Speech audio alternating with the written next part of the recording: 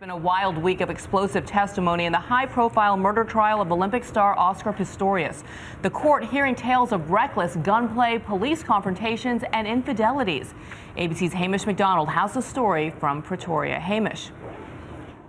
Bianna, yes, it absolutely could. There is still so much more testimony to come. We haven't heard any of the forensics yet, any of the phone records, not to mention the fact that at some point Oscar Pistorius himself will be taking the stand.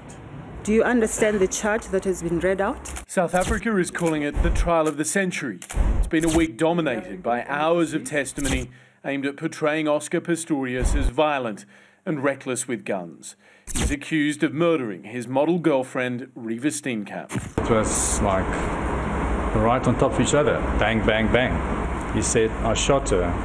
I thought she was a burglar and I shot her. Neighbours sobbed, giving detailed accounts of the night he killed his girlfriend. Terrifying screams.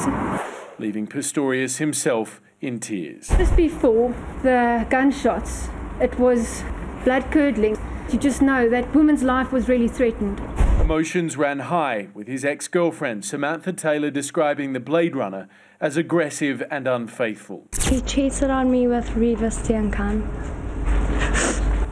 She recalled an incident when Pistorius fired his gun out of a car sunroof after being pulled over for speeding. He shouted at the policeman because he said that he was not allowed to touch his gun. His friend and professional boxer Kevin Lorena told the court about the night Pistorius asked him to cover for him after firing a gun in public. A shot went off in the restaurant and then there was just complete silence. I was in shock. But the world-famous Olympic athlete denies all the charges. Not guilty, my lady.